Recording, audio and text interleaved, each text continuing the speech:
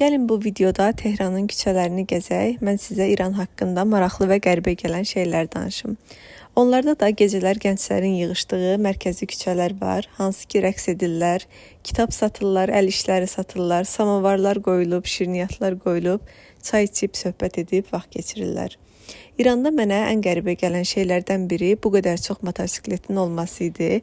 İnanın, gün ərzində hara getsəniz çoxlu sayda motosiklet görürsünüz. Demək olar ictimai nəqliyyatdan çox bunu istifadə edirlər. Burada daha çox da şəhərdən kənarda bahalı avtomobil markaları az görünür. Bu bəlkə də gömrük xərclərinə görə və avtomobillərin qiymətinə görə belədir. Bura ilk gəldiyim gün başımı bağlayıb çıxdım, amma şəhərdə geyim tərzlərinin dəyişdiyini görüb mən də başımı açdım və geyimimi dəyişdim. Amma hələ də restoranlarda və geyim mağazalarında hicabın məcburiyyətini göstərən yazılar mövcuddur.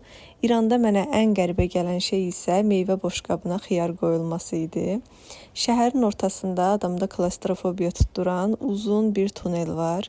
Tehran həddindən çox böyük şəhərdir. Bəzi yerlərini gəzəndə sənə çox modern şəhər təəssüratı bağışlayır. Bəzi yerləri isə çox köhnə qəsəbələri xatırladır. Bütün şəhərin ətrafı dağlarla əhatə olunmuşdu.